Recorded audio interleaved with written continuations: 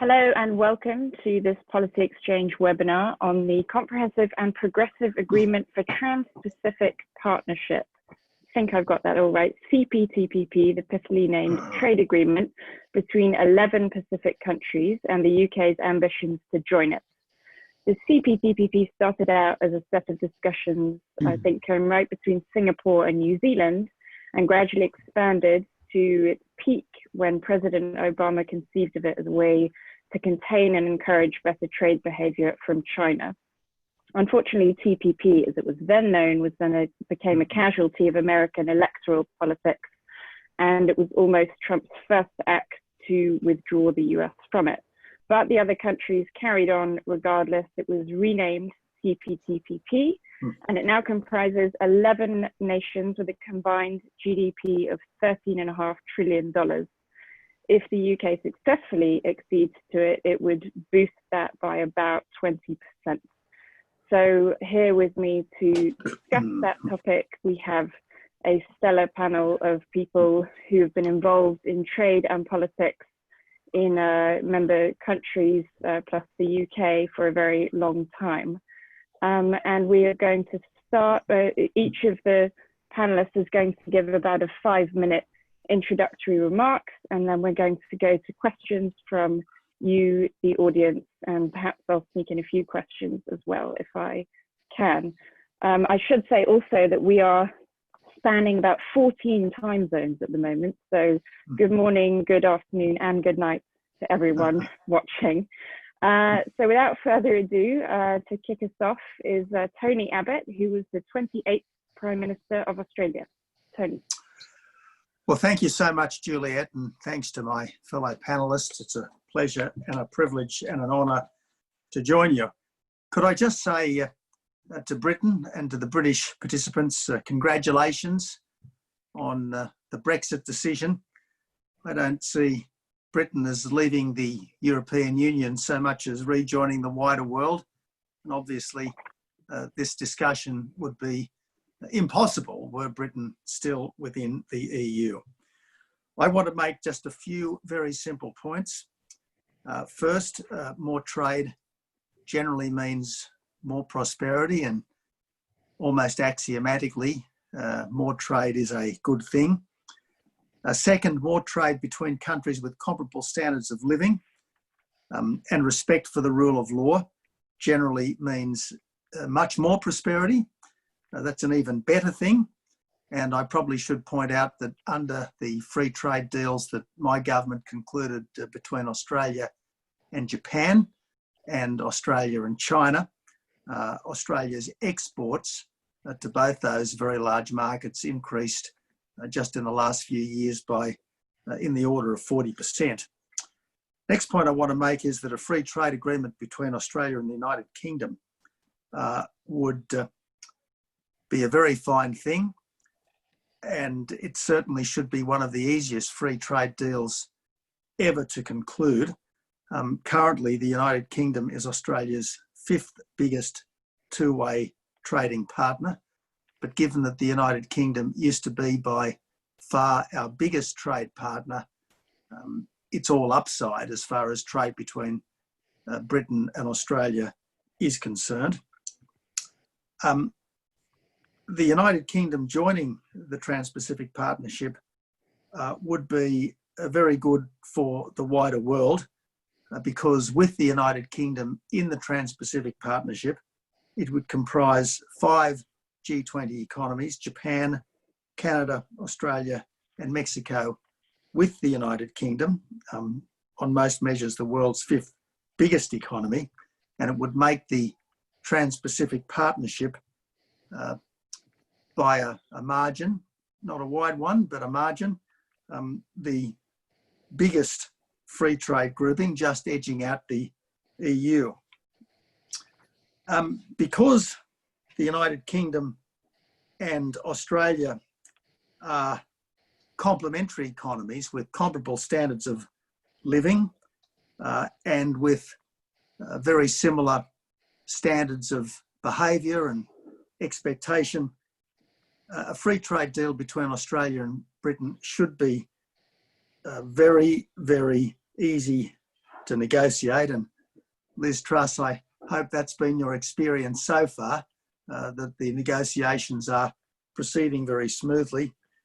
I would like to see a deal between Britain and Australia that makes trade in goods entirely free of tariffs and quotas, that provides for full mutual recognition of standards and credentials and qualifications, and provides for free movement of people for work at good wages and not welfare, subject only to a generous quota. I've got to say that Britain's joining the Trans-Pacific Partnership would be the best possible sign that Britain really does want to be a global country again. And the final point I want to make is that given the dramatic drop in global GDP brought about by the corona crisis, it's absolutely urgent that we do everything we humanly can to kickstart our economies, and a free trade deal between Britain and Australia would help. And not only doing that, but getting Britain into the Trans-Pacific Partnership would help even more. So I think it's a wonderful project that we're discussing tonight, and let's do everything we can to get it going as quickly as possible. Great, thank you very much. We're now going to go to Chan Chung Sing, who's the Minister for Trade and Industry in Singapore, who is, we greatly appreciate he's joining us in the midst of an election campaign. So thank you very much, and please go ahead. Thank you, Juliet. I must thank Liz for inviting me as well. Good to see you again, Liz. Actually, I've discussed this with Liz some time back, and Singapore welcomes UK's interest to participate in the CPTPP, and we look forward to seeing how we can facilitate your discussions with the other CPTPP partners. But today, perhaps I'll just share 3 sets of considerations with the participants of the webinars from the UK's perspective. I think first, there are geostrategic considerations. Second, there are economic and business considerations. And third, there are domestic considerations from the UK perspective. Let me start from the geostrategic perspective. I think CPTPP should be seen more than just a pure economic arrangements. It actually will stand for what UK believes in engaging the world. I mean, more and more often now we hear us talking not just about Great Britain, but global Britain. And if we are indeed true to our words that we want the UK to be global Britain, then the CPTPP is a geostrategic arrangements. And if we look at the arc of history, ever since the 1967, the British withdrawal east of the Suez, I think the British have lost ground globally, and this is an opportunity for the UK to relook at its global geostrategic priorities. And I would seriously suggest that the UK has geostrategic priorities and interests around different parts of the world, particularly in the Asia Pacific. It has historical links with this part of the world, which it should not cede, and it should continue to build on that foundation. And if I may, then that leads to the second set of considerations, which is UK's business and economic interests. The UK has substantial business interests in the Asia Pacific since the last century. And even today, as we speak, the UK's businesses are doing very well in Asia Pacific. And Asia Pacific will be one of the fastest growth areas in the coming decades. And it will be remiss of the UK to not tap on this opportunity, particularly in a post-COVID world, in a world where there's rising protectionism, in a world where the global supply chains are fragmenting.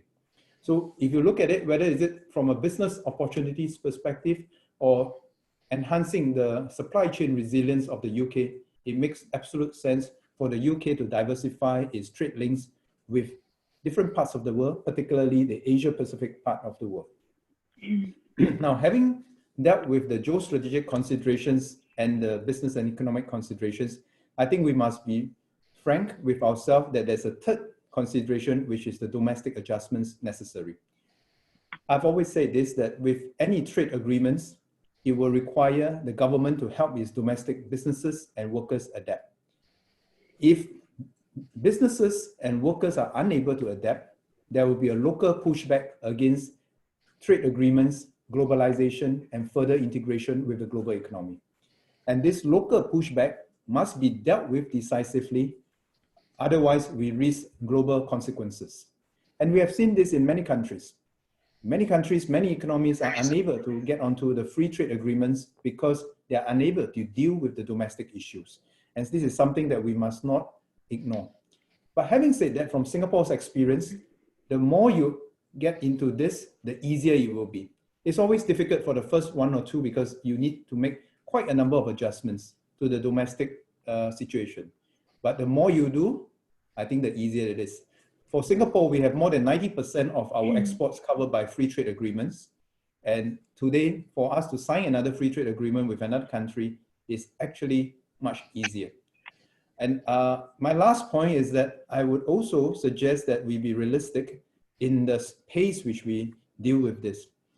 Just to follow up on a point that the Honorable Tony Abbott made. If doing it with 11 countries is difficult, then the UK can perhaps consider having the building blocks with some of the Asia-Pacific countries, which will make it easier for it to build momentum. Countries like Australia and Singapore have been strategic partners with the UK for very long, and we do not have many domestic constituencies that will object to closer relationships, closer trading relationships with the UK. And this can be a basis for us to build momentum towards the eventual CPTPP. So I look forward to discussing some of this with the panelists later. Thank you very much, Juliet. Thank you very much. One thing I had forgotten to mention is also, if you want to ask a question, please raise your hand and we will have our panelists answering your questions once we have gone through them all. So thank you very much for those words of advice. We're now going to go to Lord Mandelson, who was the former First Secretary of Trade, former First Secretary of State in the UK and former European Commissioner for Trade. Please go ahead. Thank you very much indeed for inviting me to join the panel today. It's a great pleasure for me to do so. Let me make sort of three fairly brisk points, if I may, about this. The first was that the partnership, when it was TPP, and still to a only slightly lesser degree now, without the US, is a geostrategic framework, as Tony Abbott and Minister Chun have said. It's no less important for that. Essentially, it was designed to create a liberalized market on China's Pacific doorstep, in which the price of entry for China, should it ever consider joining, would be signing up to the rule frameworks that originally came with its tariff cuts when it entered the WTO, the IP disciplines, the regulatory disciplines, and other disciplines that come with WTO membership. Basically, all the things in which China has been rather disappointingly slow in implementing. Now, alongside that, to some degree, the deal has also become a sort of rebuff to the US itself. It is Japan and others saying, we don't need the US to continue organizing ourselves in the way we need to do. And I think that's valid, and I think it's welcome, and I think Japan's role is particularly creditable in translating from one to the other. I think UK accession might be seen as a helpful way in drawing the United States back in. Now, these factors need considering in a UK request for entry. They're not prohibitive, they're not barriers in any sense at all. And I think that the UK aligning itself with a Pacific Rim agenda of this kind is a good thing.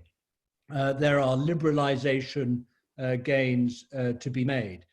But the key point I'd like to make in the first instance is that this deal should be seen as somewhat more than a question of gains from tariff cuts, which would probably be modest, quite frankly, although useful enough to have. I think it should be seen as a path towards other developments, for example, in services and digital trade, where frankly progress is easier to make in plurilateral agreements than through multilateral negotiation, as for example, the digital economy agreement between Chile, Singapore, and New Zealand has demonstrated. Second point I'd like to make is that the partnership is an open architecture framework, unlike any other kind of arrangement that the UK might seek to join. It is in effect both a plurilateral and a bilateral deal, in the sense that the UK will have to negotiate entry with each country party as well as with the group as a whole. Now, this means that it shouldn't be seen as an easy route to tariff liberalization in these markets, although it need not be any harder than 11 standalone deals either. However, the material point about this, and I think we need to be realistic about it, is that this probably takes time, even assuming the UK is a priority for all these different markets and countries. Key point, this is a strategic, medium-term strategic priority for the UK.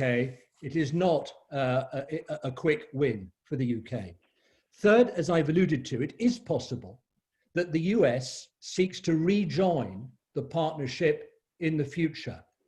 Now, being inside the package, and I'm talking from a UK point of view here, being inside this package when the US does probably will make for a materially simpler route to tariff elimination in the United States, with less focus, frankly, for us on tricky regulatory and food standards questions, i.e. we can get to the same sort of end place that we want to get to in a deal with the US via this partnership than bilaterally without taking on those tricky issues. And so the key point I want to make is that this partnership has to be seen as part of the UK's US strategy. If we were not, frankly, in such a political hurry to get a deal with the US for obvious optical reasons, this might be a more circuitous but politically savvy way to get there, albeit far from guaranteed, without having to take on, as I say, those tricky agricultural and regulatory food standards issues. Let me make a last point about Britain's wider Asia strategy, if I may. The main thing about almost all of emerging Asia Pacific is that we in the UK have to have a strategy that is more than just about FTA negotiations. I want to underline this, if I may. These can be obviously high tariff markets, Malaysia and others, and FTAs are obviously useful in that respect, in capturing tariff reduction or elimination, liberalization gains. But the reality is that often a key for UK firms will be as much conditions for establishment locally to manufacture and to sell more goods and services than frankly removing trade barriers. In other words, our whole approach in Britain needs to focus as much on the investment strategy of UK corporates as much as the trade policy strategy of the UK government. And this area of investment and establishment is often where FTAs are much less important than pursuing a consistent regulatory diplomacy to improve local investment and regulatory conditions, and to improve the capacity and sophistication of local governments, of courts, procurement markets, and capital markets. So this is about the long, hard slog of commercial diplomacy. And just remember this, if I may, in conclusion. UK firms are already ubiquitous, throughout the East Asian markets, and pretty much none of that presence was secured through FTAs. Almost, well, I won't say none, but not a huge amount. It was secured by commercial nous, being well positioned to take advantage of local reform and building out from local operations regionally. So the key point I would like to make in conclusion is that FTAs must be flanked by regulatory and commercial diplomacy, which has, in my opinion, to take equal priority alongside negotiations for FTAs of the sort that we're discussing today. Thank you very much. And we're now going to hear from Liz Truss, who is the UK Secretary of State for International Trade. Well, thank you very much, and good afternoon, everybody. And as we chart our course now as an independent trading nation, it's fantastic to have on today's panel two big supporters of those ambitions, Tony Abbott and Stephen Harper, who have both secured many free trade agreements for their own nations, and I think provide an example and route map for the UK as we move forward, and also to Minister Chun, who I've been working very closely with to promote free trade as we see increasing protectionist voices through the coronavirus crisis. We've heard a lot over the last week or so about FDR's New Deal and our plans to level up the United Kingdom. So I thought I'd talk today about a bit of history myself, explain how it relates to modern day international trade and British aspiration. FDR's New Deal was born after an era of unprecedented protectionism, where we saw barriers rise across the world and lead into a prolonged global recession. Not only did FDR sweep all before him with the New Deal, but what he also did was he rolled back tariffs. He ushered in an era of international cooperation. So if we're looking to FDR for some do's, I also think we should look to President Hoover for some don'ts. During the Great Depression, tariffs were raised on over 20,000 goods, and impossibly high barriers to trade were erected. And it's estimated that American imports and exports during that time fell by 70%. And almost 100 years on, as we again try and recover from a very serious crisis, I believe it's vitally important that voices of free trade are heard and that we resist these calls for protectionism. And I think the UK has a very important role to play as a newly emerging independent trading nation.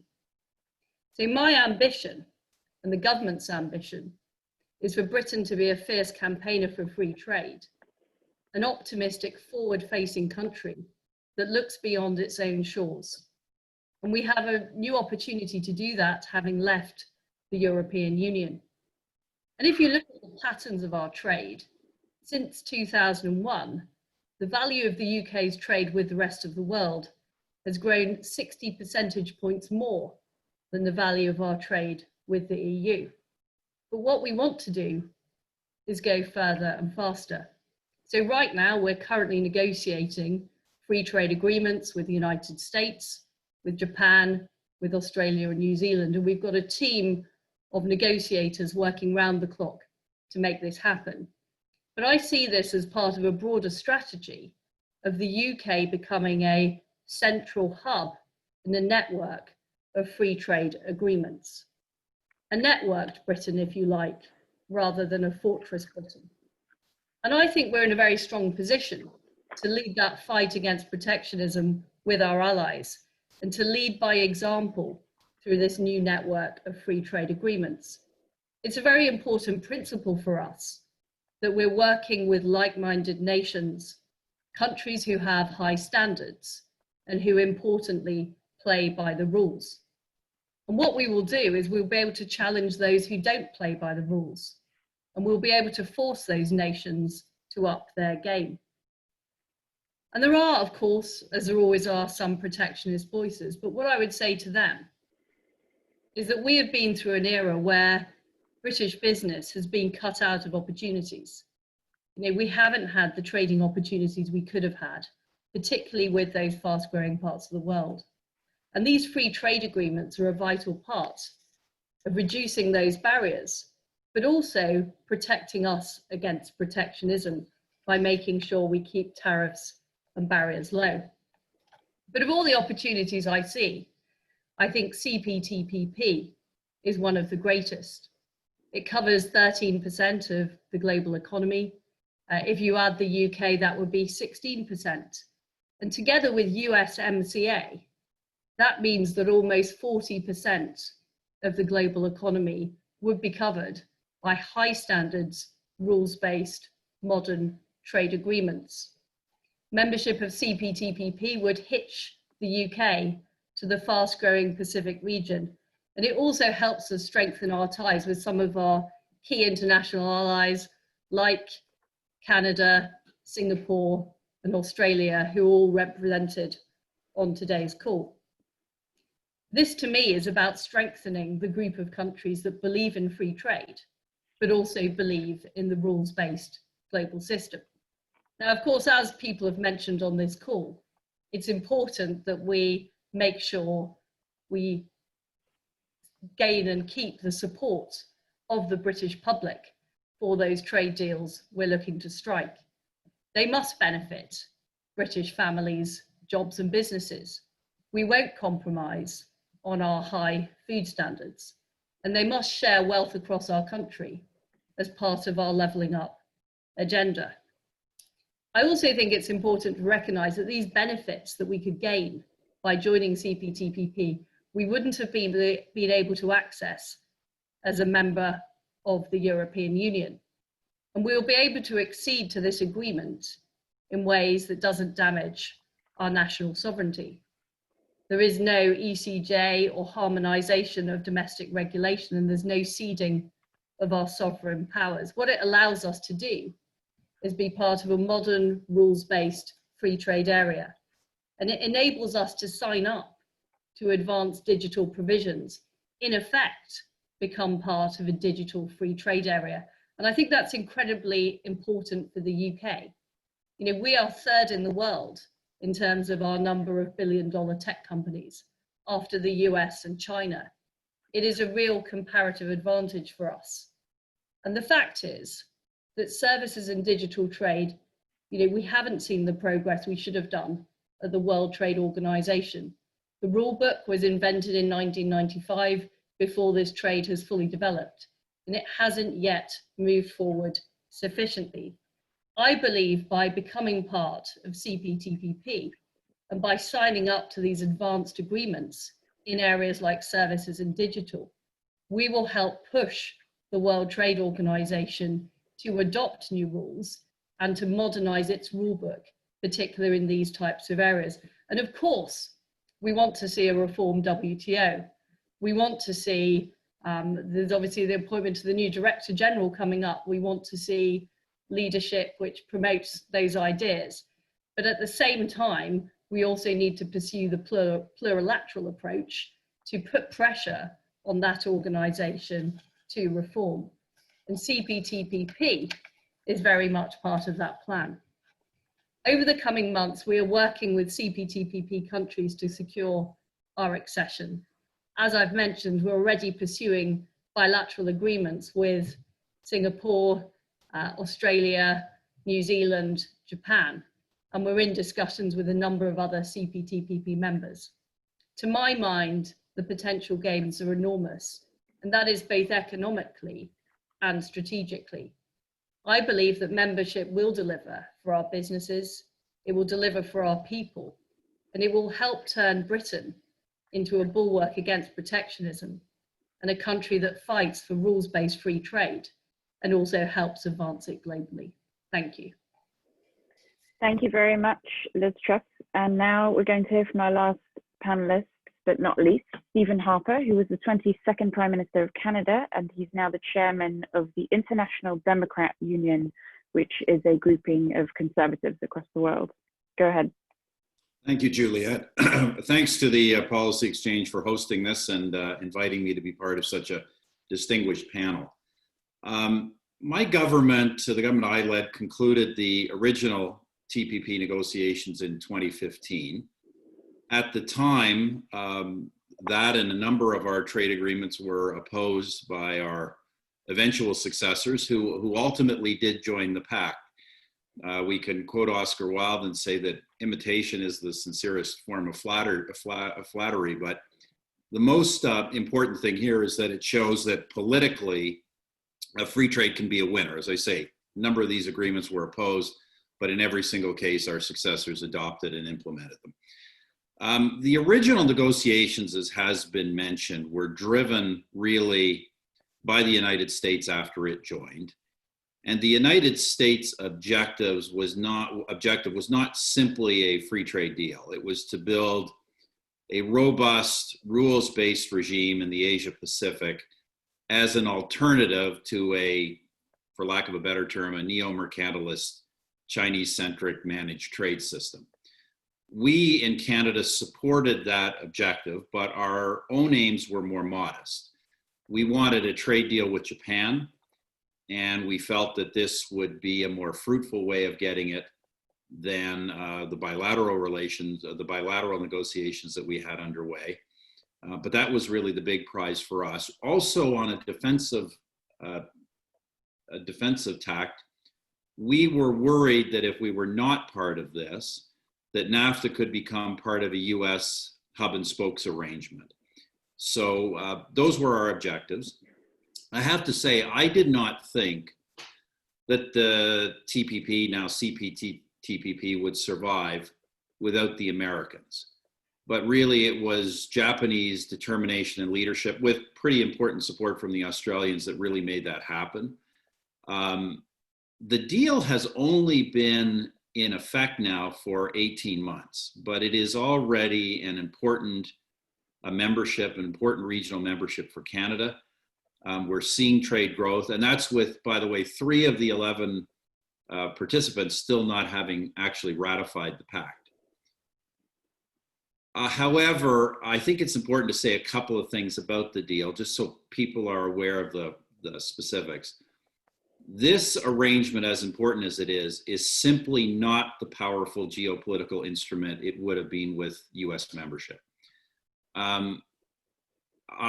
Last time I looked, just to put this in perspective, the United States economy is more than double the size of the 11 TPP members combined.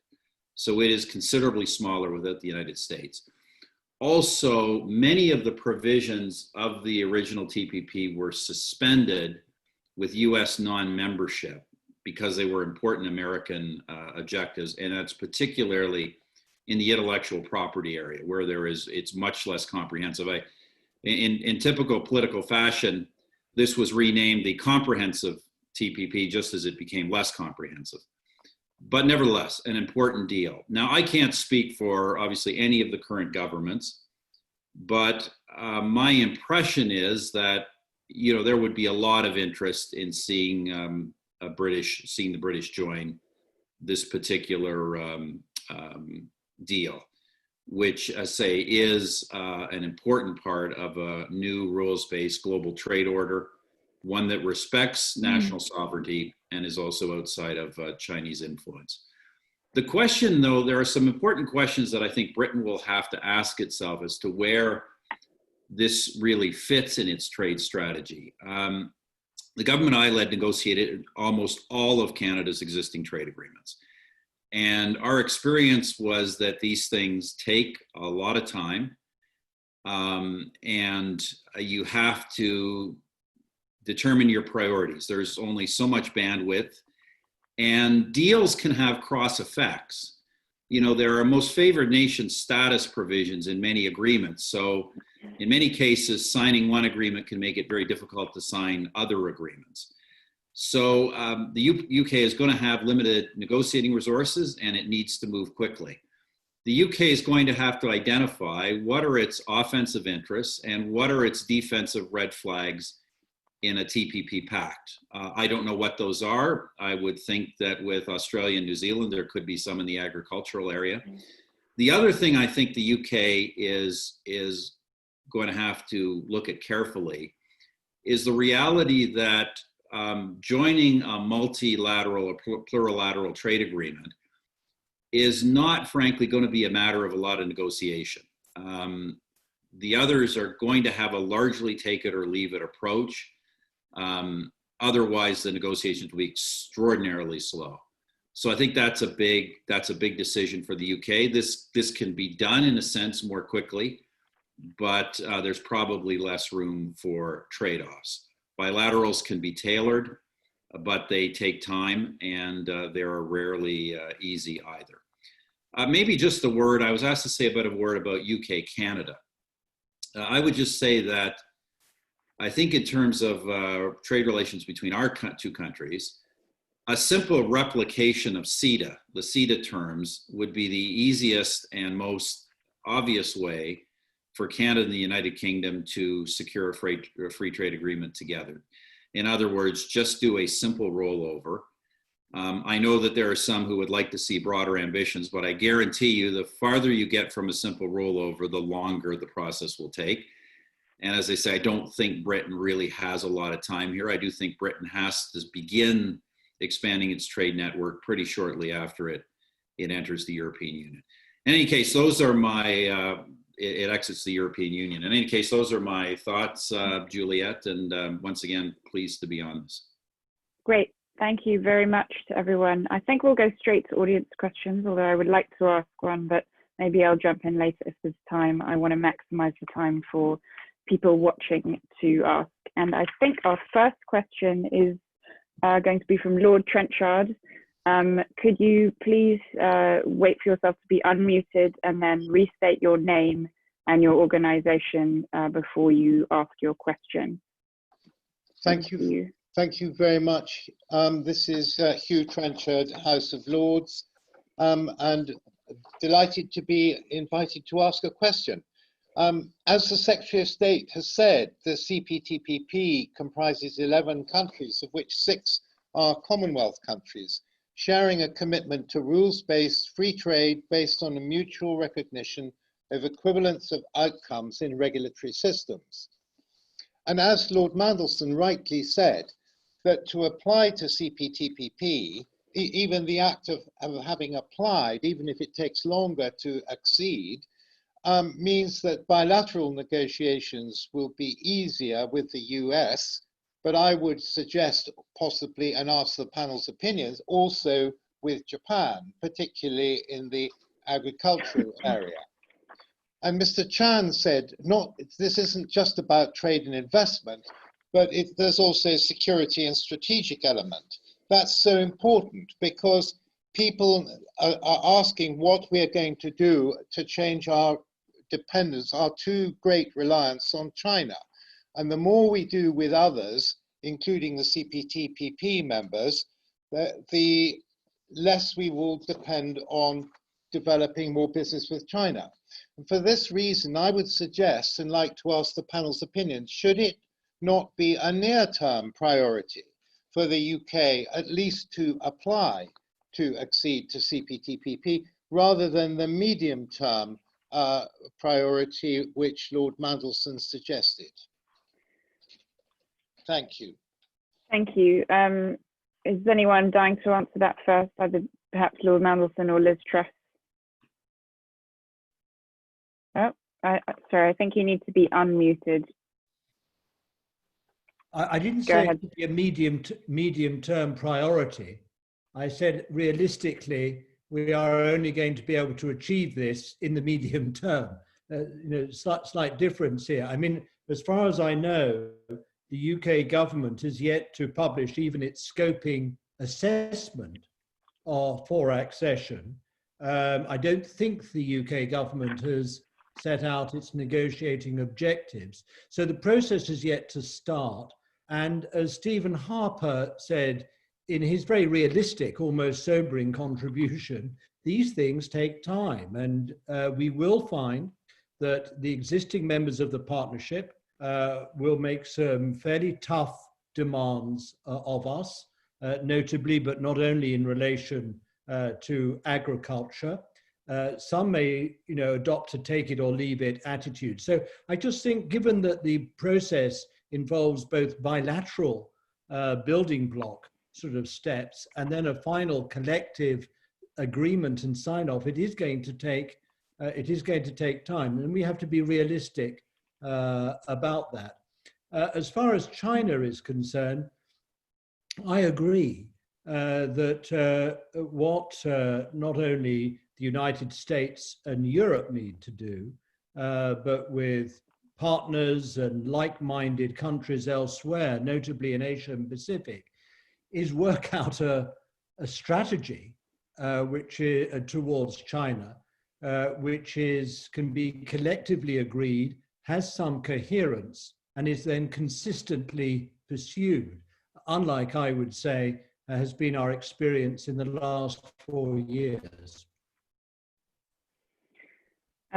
Liz Truss, would you like to respond to any of that and to the question asked? Yes. So in terms of the process for CPTPP, of course, the bilateral negotiations with Japan, Australia and New Zealand, all three of those partners have supported our accession to CPTPP. And we see the bilateral negotiations as part of the process of CPTPP accession with those respective countries. We're also in discussions with the other of the 11 partner countries to do the precursor work. And that's the way accession works. You've got to do the precursor work with each of the 11 countries. Then comes the point of formal application. At that point, we would publish our scoping study, and then we would negotiate the 11 separate market access schedules. So that is the process, but we have got in principle agreement for support from all of the 11 countries. We are now in the stage of working that through in more detail with each of the 11 countries. We will then go to the stage of formal application, where we would then publish our negotiating objectives and the scoping study. So it is correct that 11 different market access schedules cannot be negotiated overnight, but I can assure Lord Trenchard that we are starting now with a view to getting to that point in as reasonable a time as we can do that. And it is a major strategic priority. And I think I've been clear that I don't just see this as an economic benefit, I see this as a geostrategic benefit, and also a signal of the type of modern free trade agreement, a modern free trade area that the UK wants to be part of. Thank you. I think Chan Chung Singh had something that he wanted to say as well. Please go ahead. I'd just like to share a couple of points on practical matters that both Lord Mandelson and Honourable Stephen Harper has mentioned. The first point is this. Let's be very realistic. Any one of us is a small economy relative to US and China. Any one of us. For us to negotiate with US and China bilaterally is going to be an uphill task. We don't have very much bargaining power. But what we can do is to make sure we gather enough like-minded partners together before we approach the biggie, as you like. And I've always reminded ourselves that while the US and the Chinese economy is 1/3 of the world's economy, there's the other 2/3. And if the other 2/3 can get its act together, then it will have a much better bargaining position. So that's the first thing to bear in mind. The second thing to bear in mind is this, exactly what the Honourable Stephen Harper said. And I think Lord Mandelson alluded to this. You need a strategy that requires us to build momentum and gather pace. Negotiating with 11 partners is always more difficult than negotiating with one partner. And we have to choose which are those 1 or 2 partners that can help us to generate momentum and build mass, if you like. Australia and Singapore are easy partners because the economic structures are relatively similar and we do not have many opposing domestic interests to overcome. But this is how, even for Singapore as a small economy, that's how we build momentum, gathering like-minded partners before we approach the bigger ones. And I think I would suggest that the UK would develop a similar strategies with similar like-minded partners and generate momentum. My third point is this, and that goes to why is it so important to generate momentum? And it's for a very practical reason. It's called bargaining power. Each on our own is very difficult to have bargaining power. But when we gather together, then it improves our bargaining power. And that's why the strategy of choosing your first few partners is so important. It is also very important because having left the UK now needs to rebuild an entire team of trade negotiators that is au fait with the issues at hand. And it is always easier to work with like-minded partners that are not too dissimilar before we get into the tougher thing. I mean, it's like playing sports, right? We all start with the easier ones first before we get on to the harder ones. And so those are my three suggestions for the UK to think about as you consider your options towards CPTPP, or CPTPP being one part of your overall trade and investment strategy. Thank you. Thank you. We're going to go to Jonathan Moynihan. Thank you so much for those very interesting remarks, and I'd like to congratulate Policy Exchange for bringing this together. It's really heartwarming to see conversations of this sort. My question was that... Sorry, could you just mention your affiliation as well, please? If you John Moynihan, private citizen. Thank you. My question is as regards services rather than goods. It is the case that, as Lord Mandelson said, the gains on losses of tariffs will be good, but not necessarily huge. Services, let us say, for example, financial services, or indeed cultural interchanges, which I think will be tremendously important, visa regimes and the like.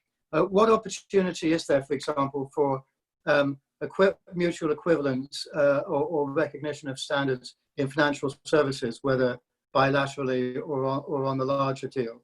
What opportunities are there for very significant increases in visas for musicians and the like?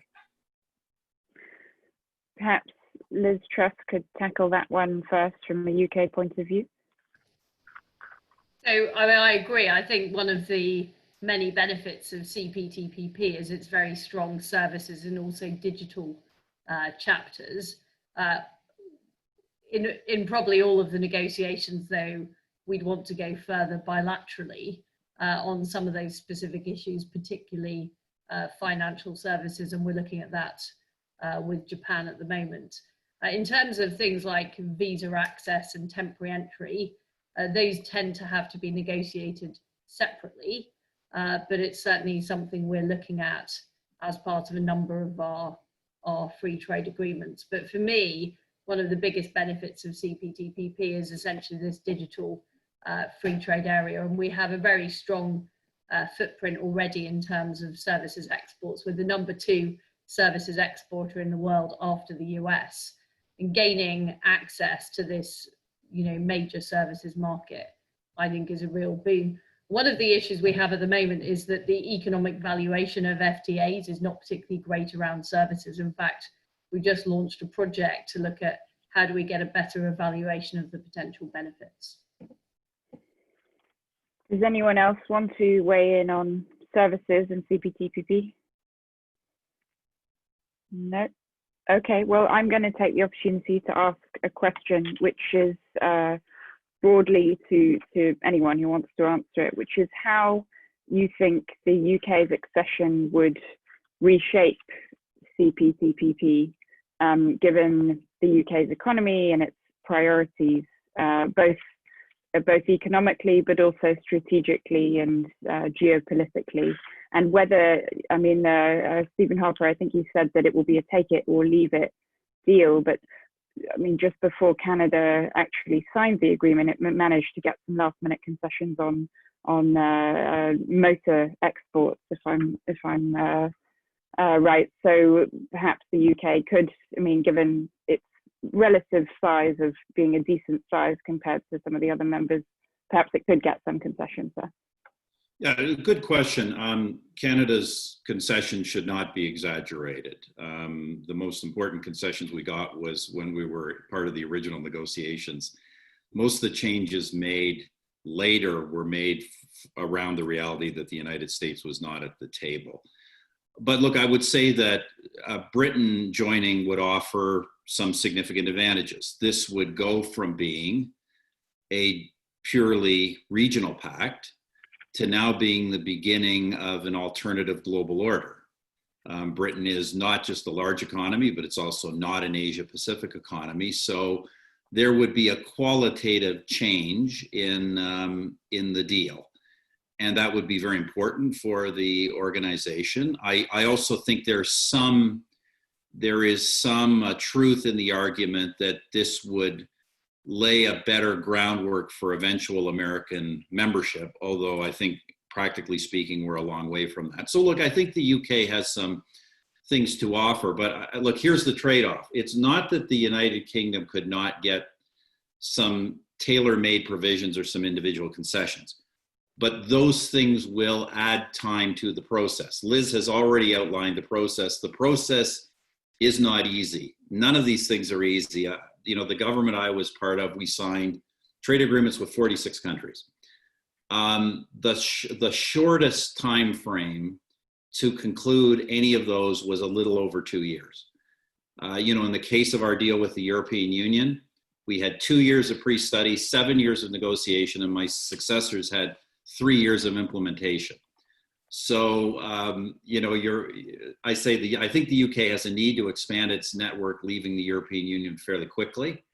And yes, you can seek more tailor-made provisions, but that will add time to what will be a long process. Thank you. I think Peter Mandelson wanted to comment as well.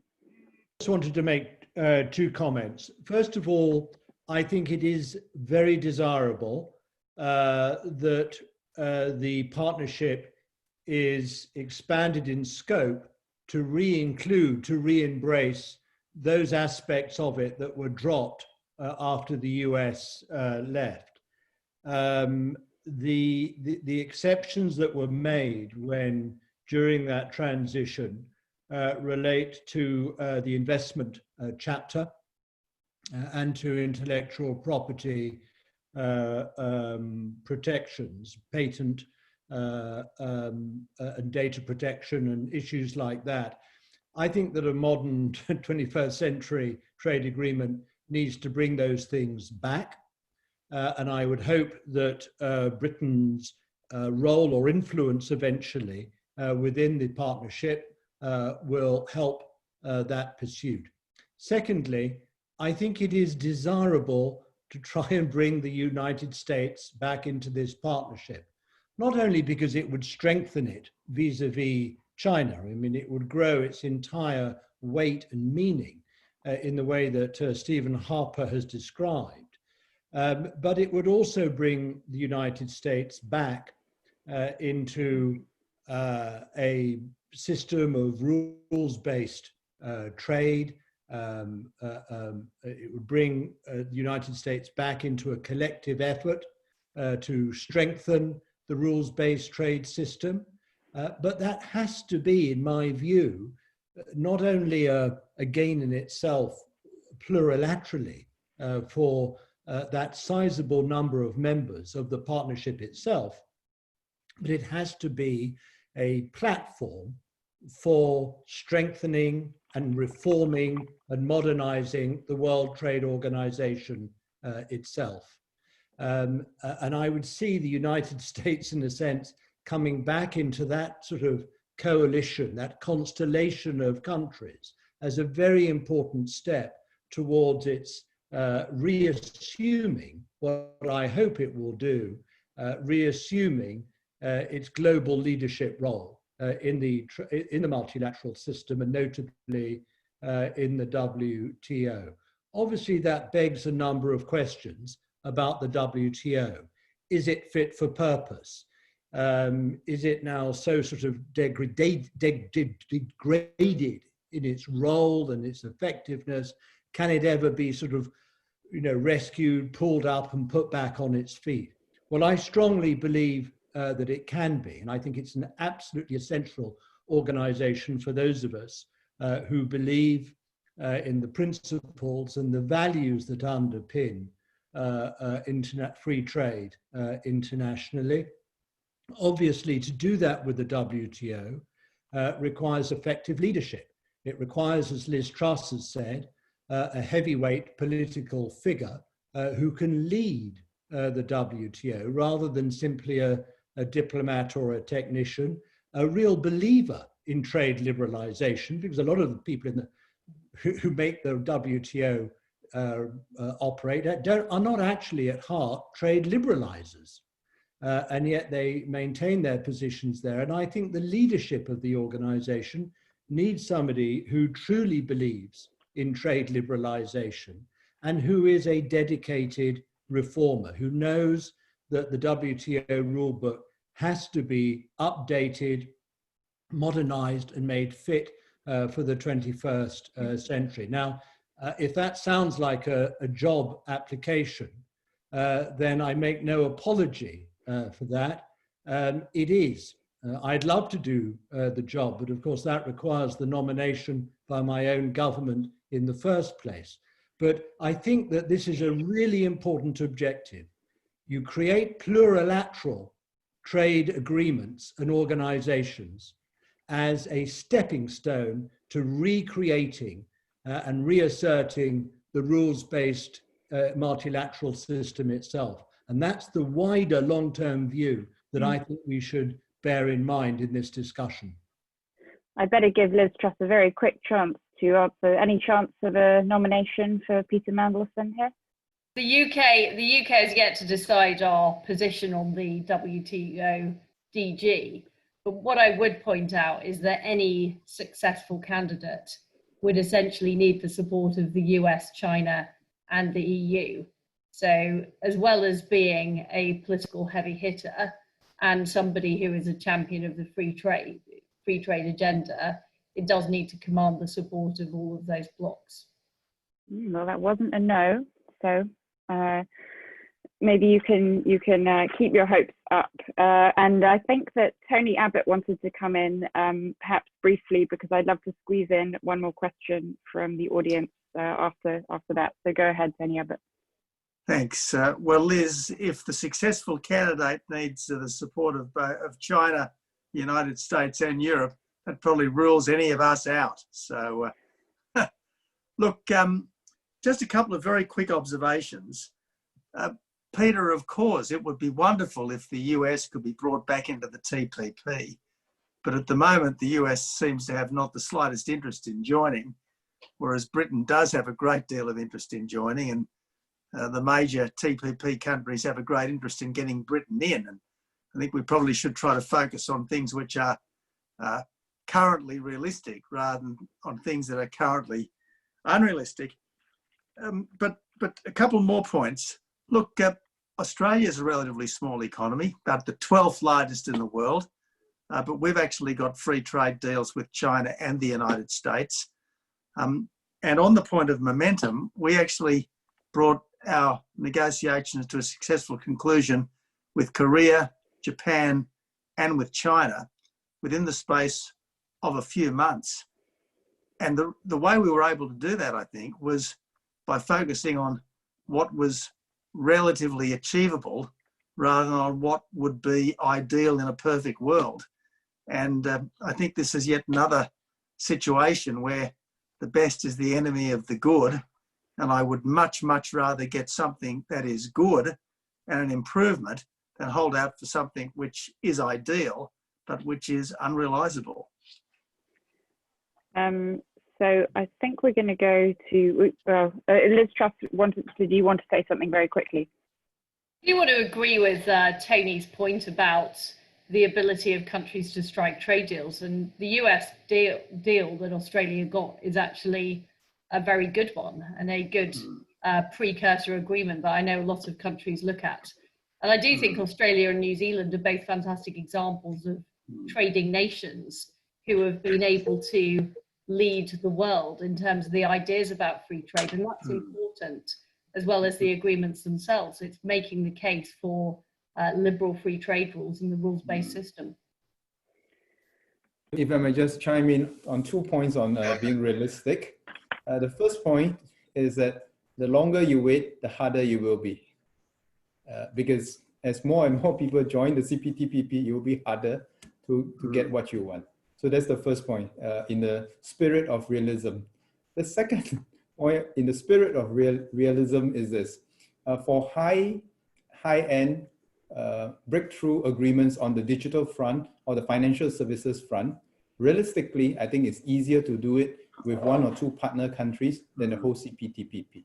That's because the 11 countries are so diverse and they have such disparate standards in such cutting-edge services agreements. It'll be very difficult to do so. So if the UK is seriously considering a financial services agreement or digital services agreement, I think partners like Singapore, Australia, that would be much easier to do. Great, and we're going to squeeze in, we're running over a bit, but we're going to squeeze in one last question from John McTernan. And please make your question very brief, and please everyone make your replies very brief. Hi, it's John McTernan. I am political strategist. I'm a colleague, former colleague of both Tony Abbott and Peter Mandelson. And my question is simply, what contribution would Britain joining this make to the broader challenge of reforming all of our multilateral institutions, the global multilateral institutions? Thanks. Does Tony Abbott, you can lead us off. Well, John, I'm delighted that you described me as a colleague. I suppose we were both involved in the Australian Parliament at the same time. But look, I've got to say that you've made a pretty strong contribution to Labor politics, both in your own country and in mine. So good on you for that. Look, Britain is, after the United States, the most important country in the West by, in my judgment, a long measure. And any British participation in any serious international body has got to be for the good of that body, the good of Britain and the good of the wider world. So I think the sooner Britain can be involved in the Trans-Pacific Partnership, the better. Great. Does anyone else want to come in? Peter, Liz Truss, yeah. Can I come in, Juliet? Well, I think it sends a strong signal about the type of modern trade agreement that Britain wants to be part of. And it gives added weight to those countries like Australia, Japan, and New Zealand and Singapore, who have long campaigned for these types of advanced, liberal, free trade, rules-based agreements.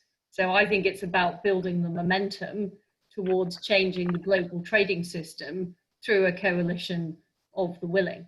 And I think that's very important. And I just wanted to briefly reply to Minister Chan's point about a sort of incrementalist approach to CPTPP. That's exactly the approach we're taking. We're currently in discussions with Singapore, of course, as well as with Australia, New Zealand and Japan. And the aim is to secure those bilateral deals in advance of eventual accession to CPTPP. But I just want to point out, we're not neglecting any of the CPTPP countries. We're in discussions with them, but of course, some of those discussions are at an earlier stage in those negotiations. Thanks. And Peter Mandelson. Oh. Go ahead. I just wanted to say that the only way in which you're going to get change and reform multilaterally is through coalitions of like-minded countries working together. And the more the plurilateral arrangements like the ones we're discussing today create habits of close working, of shared objectives, and of concerting what they do globally, the greater is the chance that you're going to achieve those reforms and those changes internationally. That doesn't, by the way, mean that, you know, we want a sort of coalition of the willing to confront China, decouple from China, place an economic iron curtain around China. That, of course, would be senseless for two reasons. One is that China, I'm afraid, has already risen and it's now too big to encircle, as it were. We have to come to terms with China and work out how we're going to deal with China, rather than imagine that we can arrest its growth. But secondly, because there are areas internationally where we need cooperation with China. Trade is one. You know, if we want a rules-based, effective rules-based international trading system, then as Liz has said, you know, we need Chinese buy-in to that. But you're only going, in my view, to get Chinese buy-in to that, or on climate change, or in other areas where international cooperation is needed, where China becomes alert to its options, but also the price it will pay and the downside of excluding itself from international agreement. And to make China aware of that is better achieved by like-minded nations concerting their positions and their messages to Beijing. And that's what, of course, I would like to see us do more effectively in the future. Great, and I think we're going to go for a last word to Stephen Harper to wrap us up. I guess I was going to say something very similar, Juliet. When we first took government, one of our big objectives, like the British government today, was to expand Canada's international free trade network. At that point, most of the bureaucracy's efforts were directed at the WTO. We concluded very early that if you wanted to make progress, you had to go bilaterally or regionally, and the WTO wasn't going to be the vehicle that was going to move things forward. I think that's as true today. By the way, I think it's true about a lot of things beyond trade. I think we're in an era where broad-based international cooperation through traditional institutions is increasingly difficult. And if your country wants to make progress, whether it's on trade or anything else, it's going to be coalitions of the willing and the like-minded that are going to make things happen for you. So yes, this strategy may advance reform to the international order, but what I would say to Britain and others is don't wait for that, just make it happen through a coalition of like-minded partners.